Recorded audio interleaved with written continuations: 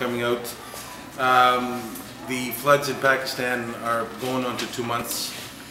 There is thousands of people that have died, millions of people have been displaced. Close to about 1/4 to 1/2 of the country is underwater.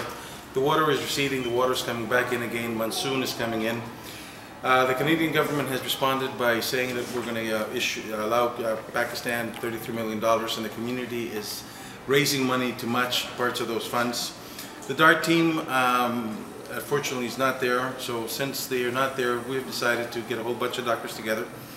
And I want to thank Dr. Dar for being the catalyst of bringing those doctors together, and they will be going to Pakistan. 2 doctors are already on the ground, Mr. and Mrs. Degani, that they're with IDRF, International Development Relief Foundation. Dr. Dar and another doctor are going today. They will be met on the ground with her sister, which is also, and her brother-in-law, which are also medical doctors, and a few other medical doctors who are joining. And I will be going on Sunday to be on the ground on Monday. As you can see, we do have some goods that will be loaded on the flight today. Dr. Dar is leaving this afternoon. There's a whole schedule and a whole rafter of things that they will be doing. Farouk from North American Muslim Foundation, I want to thank him for hosting us here today, has put the schedule together, and there will be meetings that we will be having, that I will be having with the Chief Minister, the Governor of the Punjab, the Governor of Sindh, and the Chief Minister of Sindh, as well as we're right now looking to meet with the Prime Minister of Pakistan and the Minister of Foreign Affairs. Up to this very moment, DFATE was ignoring me, but now that they found out that I was going, I got a call this morning and they said, would you like to meet some of the Canadian officials? The only Canadian officials that want to meet on the ground when I get there is the DART team. And having said that, I think it's more important that I let Farouk and Dr. Dar discuss with you the mission and what they're hoping to accomplish and what we're going to see on the ground. Hi everybody. We leave this afternoon and we arrive in Karachi tomorrow. Tomorrow, once we are there, we have a meeting with the Pakistan Medical Association. They have set up meetings and a press conference for us at the PMA, which is the Pakistan Medical Association. This will happen on the 9th. We will be meeting officials from the Pakistan Medical Association, and also we will be meeting people from Murshid Hospital. This is one of the hospitals that we have been collaborating with in Karachi. They have camps set up in Karachi, which is where we will be visiting while we are in Karachi. We have about $40,000 here, that for which we are going to be taking medications, and these will be sent directly to the hospitals in Karachi. Once we leave Karachi, we will be going up to north in Islamabad, and from Islamabad, where my sister, the other doctors, my sister's husband, and a few of their team will join us. From there, Mr. Farouk Khan has arranged all the logistics for us. We will be traveling from Islamabad to the affected areas. 2 days later, we will be going down to Multan, which is in the middle of Pakistan. So going from the north to the middle part, and there we will be having further camps, medical camps, as well as food distribution. We will spend a few days down there and then head back to Karachi, or some of us will head back to Islamabad. The reason we decided to do this is because the response from here has really been very little. The doctors there are very overworked. It's not as though the doctors there are not doing enough or don't know what they're doing.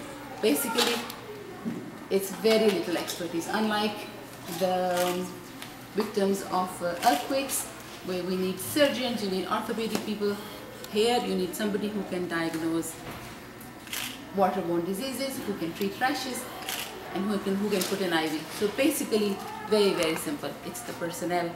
I just feel that I can just sit down here and make a whole lot of money and send that, or I can go there and find out what is happening.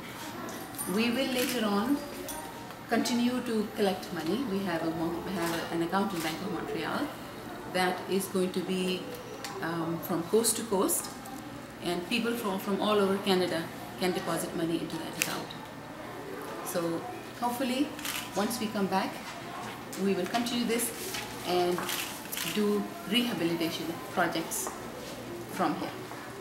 Thank you. On that account number, if I may, just in case you want to carry it on, the account number of the bank is the Bank of Montreal at Victoria Park in Shepherd. Account number is 8995-485, and the transit number is 2465. I repeat, Bank of Montreal 8995-485, transit number 2465. And I'd like to ask Farouk to say a couple of words. Farouk has been on the ground. This is one of the warehouses that we have that we're collecting food. Food comes in, food goes out. There was a truckload of shipment that came in from Montreal on the weekend, and that was loaded on the PIA on Sunday. We'll be taking some of the stuff today and more stuff to come. Farouk. Good morning, good afternoon everyone. I wanted to first of all thank you to the press corps here as well as Dr. Dar for taking this very active initiative, as well as the Honorable Mr. Jim Karygiannis, who is my Member of Parliament. Just very basically, I wanted to reiterate what Dr. Dar has already mentioned. There is a group of, first team of doctors is leaving today via PIA, and they are going to be doing relief work in Karachi. Myself and Jim, along with other doctors, will be joining on the 12th of September in Islamabad. From there, we will proceed to Nowshera, where we will be doing a medical camp as well as distributions for the children. Supplies that we have set up a children's camp over there. From there, we will move to Rahim Yar Khan, and in Rahim Yar Khan, there are two cities that we will be covering, Liaqatpur and Khanpur. There also we will be doing medical camps and distributions.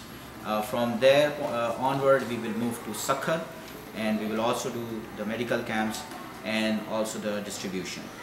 There are two purposes of their visits there. One is to assess the situation on the ground, and then based on their assessment come up with initiatives, more long-term initiative. As some of you know and some of you may not know, that I had the honor to be one of the first Canadians actually to visit the region as soon as the flood struck, and I just returned about 2 weeks ago. The situation when I was there, and as it's still developing, it's very precarious. I must emphasize that Canada, along with other Western countries, must do their share, must come forward and help the peoples of Pakistan in their hour of need, because it has stake for all of us. I have emphasized again and again that the tragedy is very far and wide, and I think the world has been slow in understanding. I had the opportunity to work during the tsunami, the earthquake of Kashmir, as well as the earthquake of Haiti, and I can tell you that this flood has the devastation and destruction with all of the three combined. So I'm very honored that Mr. Karygiannis has taken a very active initiative at a very right moment in time, because he understands the need for the people that is involved over here. So situation is precarious, and we need to call to our duty and responsibility towards the people of Pakistan. And I hope that the member of the press corps will highlight the situation so all Canadians can understand. Thank you very much once again for all of you over here, and if Mr. Karygiannis would now join. Look, I want to thank you for coming out. If you got any questions, we'll gladly take them. And the doctor will be flying PIA this afternoon. I will be flying PIA on Sunday, and we're going to be on the ground. My cell phone will be working, and I think some of you got it. If you don't, we'll gladly give it to you. And anything that we can do to bring to light the calamity on the ground. As you have said, and everybody else has said, the response is not as quick as in Haiti.